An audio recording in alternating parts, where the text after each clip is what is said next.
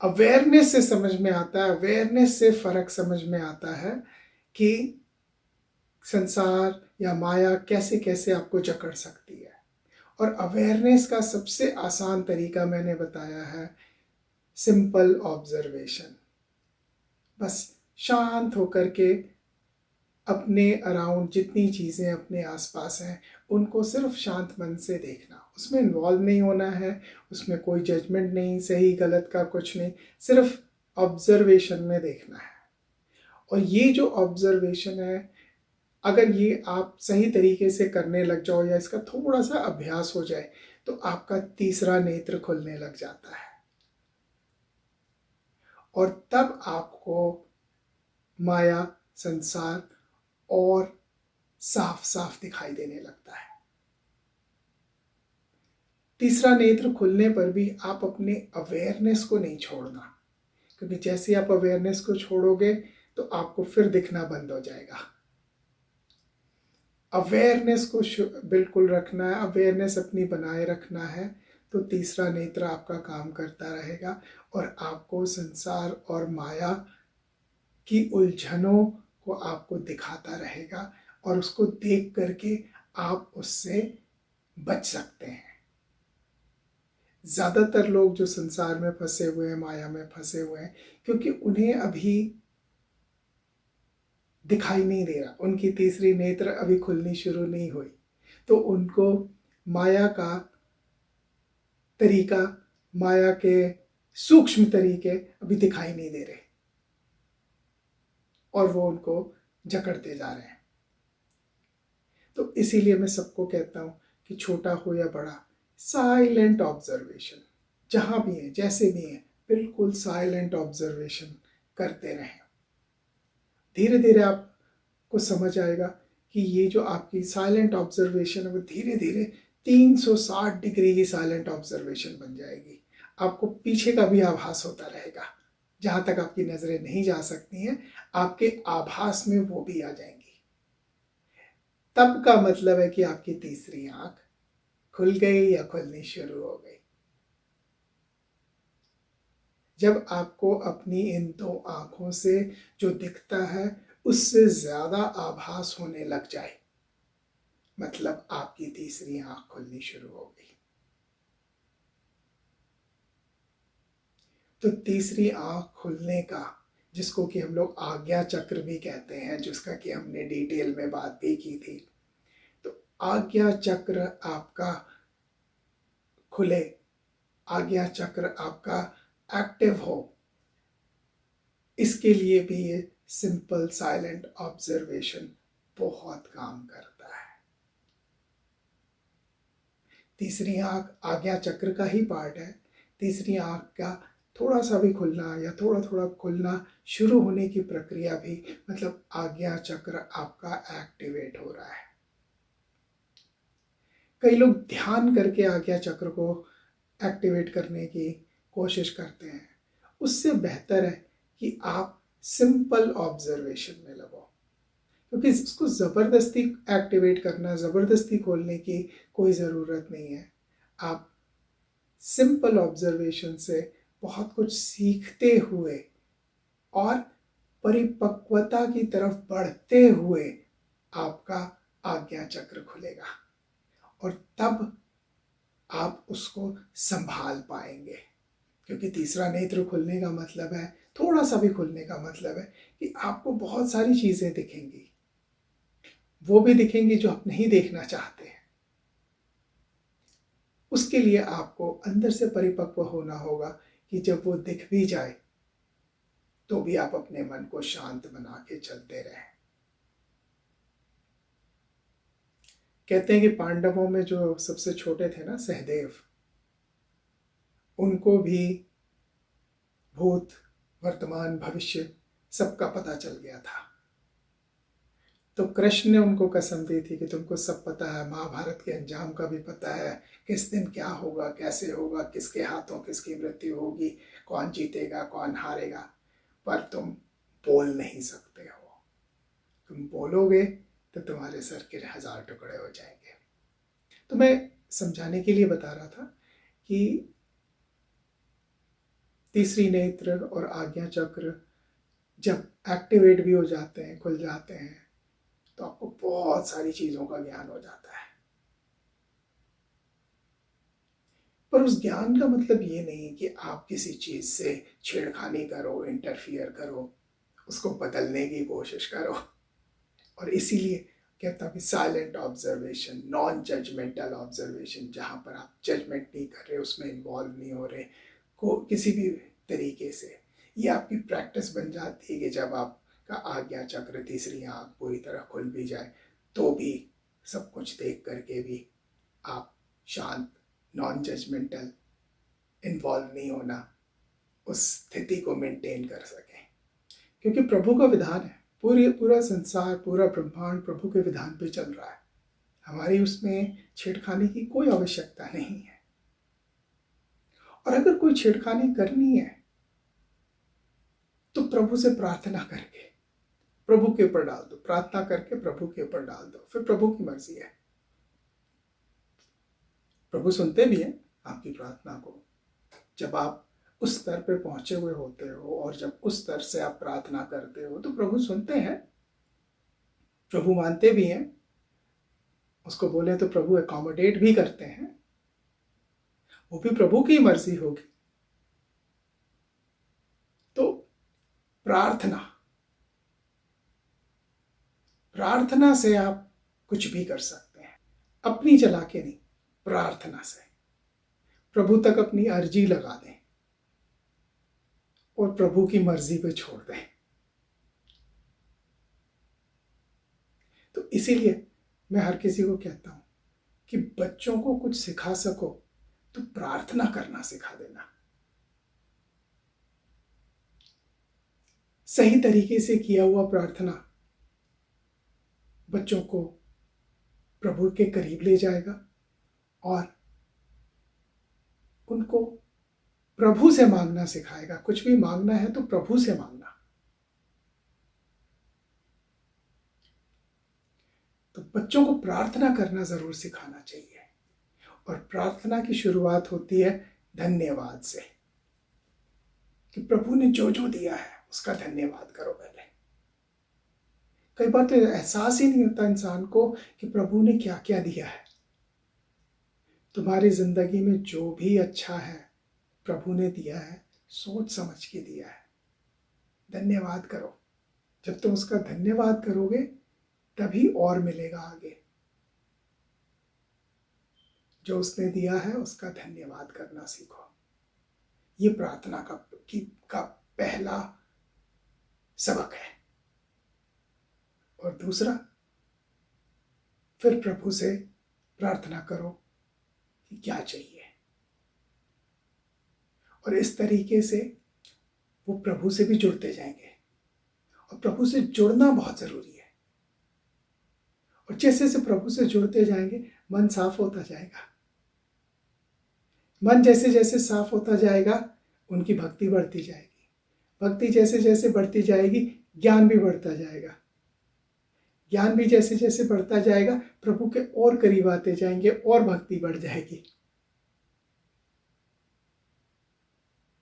तो मैंने कई जगह देखा कि हम माता पिता बच्चों को प्रार्थना करना नहीं सिखाते कि प्रार्थना करने का सही तरीका क्या है।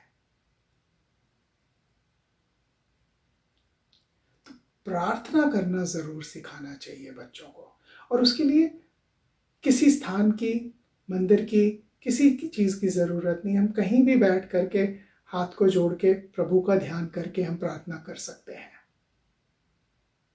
तो बच्चों को प्रार्थना जरूर सिखानी चाहिए। जिंदगी का सबसे जरूरी सबक प्रार्थना। कई बार हम लोग मुसीबतों में होते हैं और हम लोग खुद प्रार्थना करना भूलते हैं। किसी भी तरह की मुसीबत आए सबसे पहले आपका हाथ उठना चाहिए प्रार्थना में। छोटी सी छोटी मुसीबत क्यों ना हो, ये ना सोचें कि आप कर लेंगे, ये तो छोटी सी बात है। प्रार्थना जरूर करें, क्योंकि प्रार्थना से आप प्रभु से जुड़ते भी हैं। प्रार्थना की जो सबसे बड़ी खूबी है कि आप प्रभु से जुड़ते हैं, प्रभु को याद किया। तो हर छोटे बहाने, हर छोटे मौके पर भी मौके ढूंढो, बहाने ढूंढो प्रभु को याद करने के। तो छोटी सी भी मुसीबत आए, छोटी सी भी परेशानी आए, प्रभु को याद करो, प्रार्थना करो। तो प्रार्थना करना और अपने बच्चों को प्रार्थना करना सिखाना सबसे बड़ा दायित्व है माता पिता का, पेरेंट्स का। और हम लोग, हमारा समाज, कहीं ना कहीं हम लोग चूक जा रहे हैं प्रार्थना करना सिखाने में। प्रार्थना का मतलब नहीं कि मंदिर जाके प्रार्थना करना है, भगवान की मूर्ति के आगे खड़े होकर प्रार्थना करना है, नहीं, कहीं भी बैठे हुए प्रभु का ध्यान करके, हाथ जोड़ के, और प्रभु से जुड़ना है। प्रार्थना का मतलब है जहाँ भी हो, जैसे भी हो, अपने मन से प्रभु से जुड़ें। प्रभु को माइक और लाउड स्पीकर की ज़रूरत नहीं है, उससे सुनाने की ज़रूरत नहीं है। आप अपने मन से बात करो, अपने मन में बात करो, प्रभु के तक पहुँच रही है।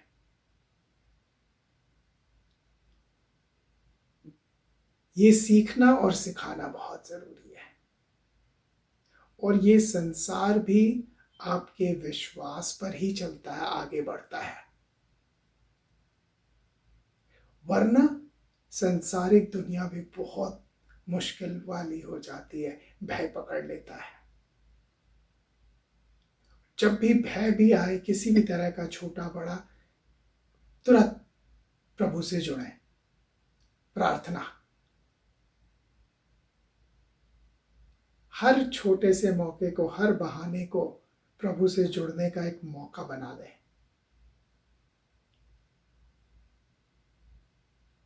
और आप जितना प्रभु से जुड़ेंगे, प्रभु भी उतना ही आपसे जुड़ेगा, और ज्यादा जुड़ेगा। हाँ।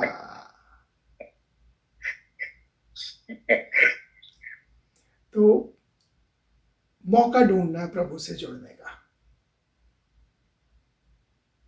कई बार गृहिणियां खाना पका रही होती हैं, तो मैं उनको कहता हूं कि आप ये मत सोचो कि खाना पकाना आपका काम है, नहीं, आप तो प्रभु के बंदों को खाना खिला रहे हो। ये मत देखो कि आप अपने पति के और अपने पति को और अपने बच्चों को खाना खिला रहे हो, आप प्रभु के बंदों को खाना खिला रहे हो।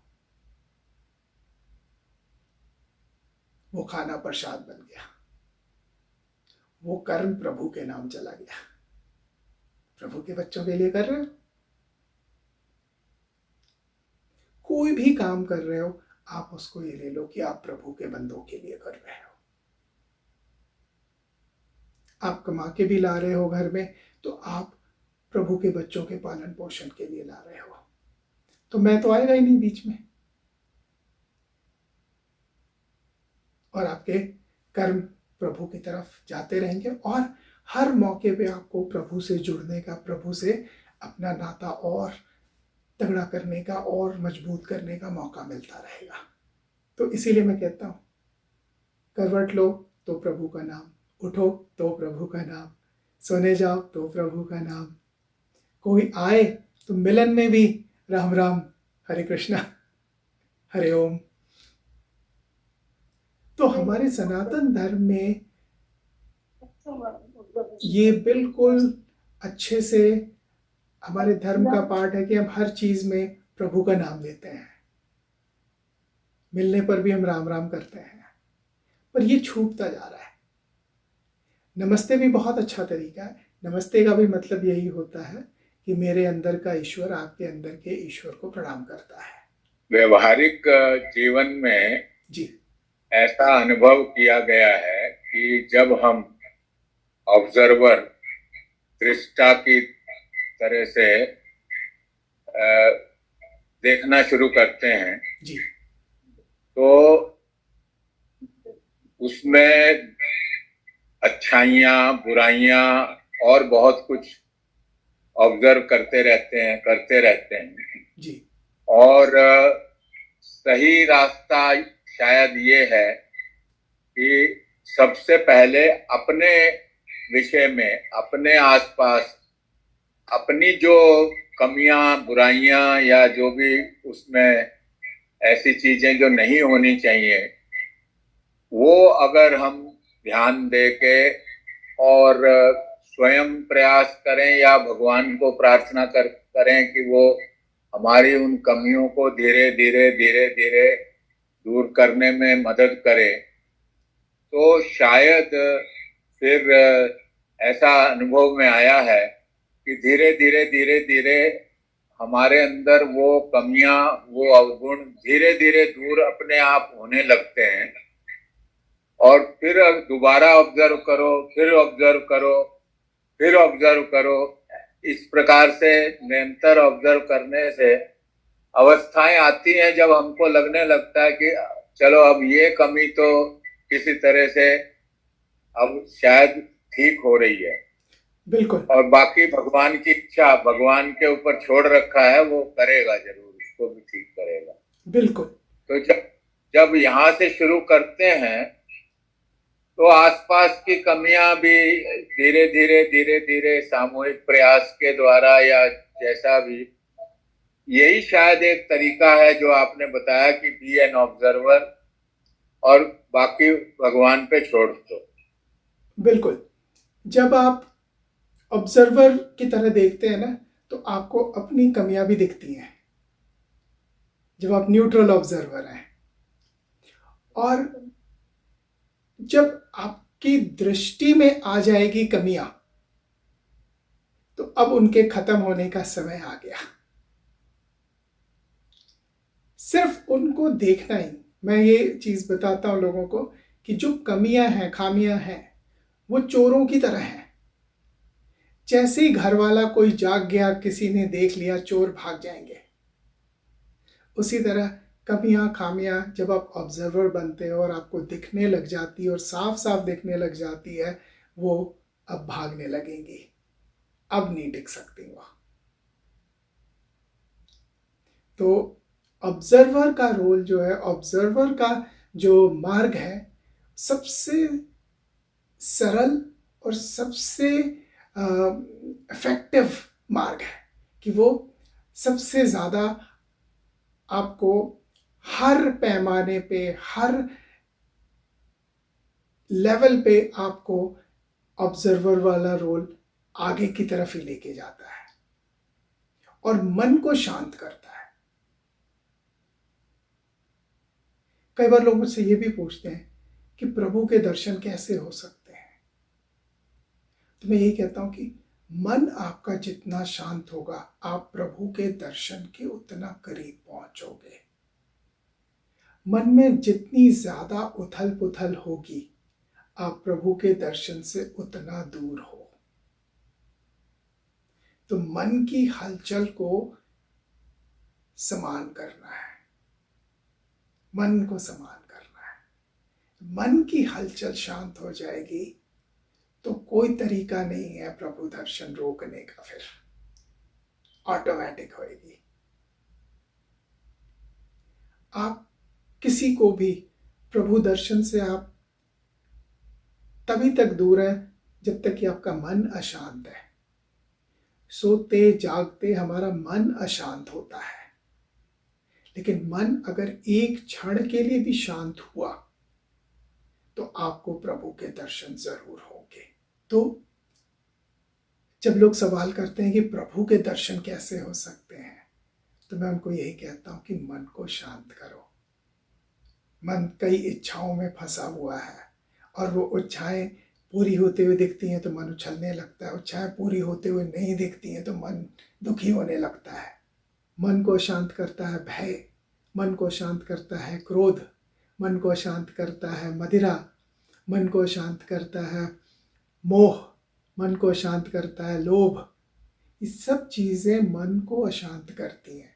तो जो हमारे में इन 10 विकारों के बारे में बात किया गया है, जिसमें काम, क्रोध, मद, लोभ, मोह, अहंकार, भय, महत्वाकांक्षा, ईर्ष्या, घृणा, ये जो चीज़ें हैं, ये आपके मन को अशांत करती हैं। तो इनके ऊपर जाने की जो बात की गई है, वो इसीलिए कि फिर मन शांत होगा और आपको प्रभु के दर्शन होंगे।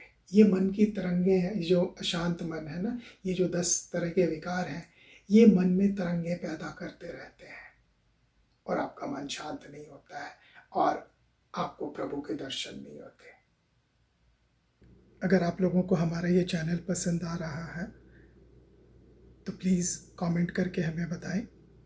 अगर किसी खास विषय पर वीडियो देखना चाहते हैं तो वो भी कमेंट सेक्शन में लिखकर हमें बताएं।